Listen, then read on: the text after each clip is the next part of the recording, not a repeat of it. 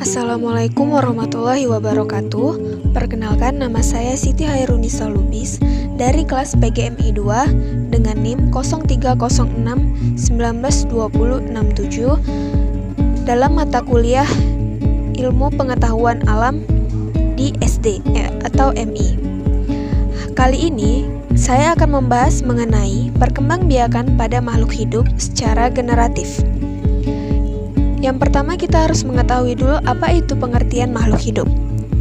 Nah, makhluk hidup adalah suatu organisme yang dapat mempertahankan dirinya dari berbagai perubahan lingkungan dan dapat berkembang biak untuk melestarikan jenisnya, yang tergolong makhluk hidup contohnya hewan, tumbuhan, dan manusia.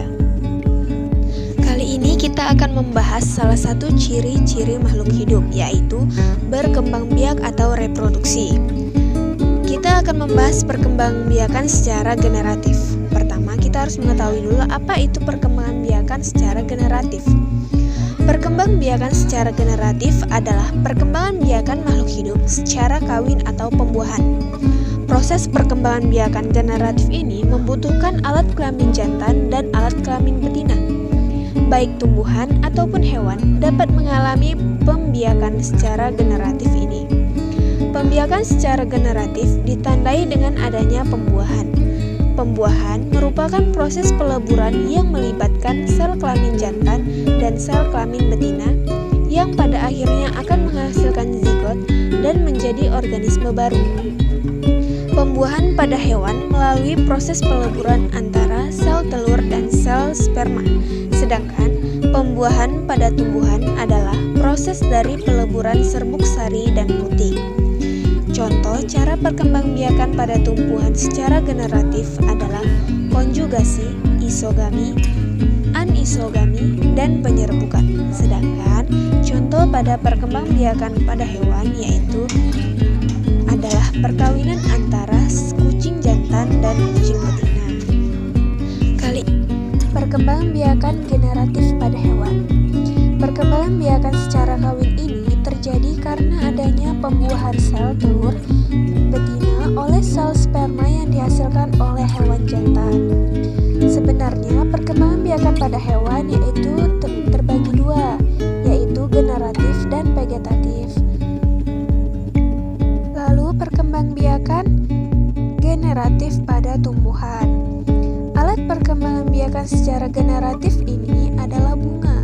Bagian-bagian bunga terdiri atas tangkai bunga, dasar bunga, kelopak bunga, mahkota bunga, benang sari, dan putik. Benang sari merupakan alat kelamin jantan, adapun alat kelamin betina adalah putik. Di dalam benang sari terdapat serbuk sari yang merupakan sel kelamin jantan. Perkembangbiakan secara kawin pada tumbuhan dimulai dengan penyerbukan. Penyerbukan merupakan proses bertemunya serbuk sari dan kepala putik. Proses bertemunya serbuk sari dan kepala putik dapat terjadi oleh tumbuhan itu sendiri. Selain itu juga dapat terjadi karena adanya bantuan dari luar. Bantuan-bantuan itu bisa berupa angin, serangga seperti kupu-kupu, lalat, lebah, kumbang, dan juga air hujan. Ciri-ciri bunga sempurna yaitu seluruhnya memiliki mahkota, kepala sari, benang sari, kepala putik, tangkai putik, kelopak, bakal biji, dasar bunga, dan tangkai bunga. Semuanya dapat kita lihat pada gambar. Perkembangbiakan secara generatif yang pertama dialami oleh tumbuhan berbiji.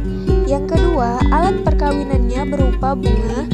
Dan yang ketiga dilakukan melalui proses penyerbukan dan pembuahan. Penyerbukan adalah peristiwa jatuhnya serbuk sari jantan ke kepala putik betina. Sedangkan pembuahan adalah peristiwa bertemunya sel kelamin jantan dengan sel kelamin betina. Nah, itu dia tadi perkembangbiakan secara generatif pada hewan dan tumbuhan. Bila ada kurang, saya mohon maaf. Wabillahi taufiq wal hidayah. Wassalamualaikum warahmatullahi wabarakatuh.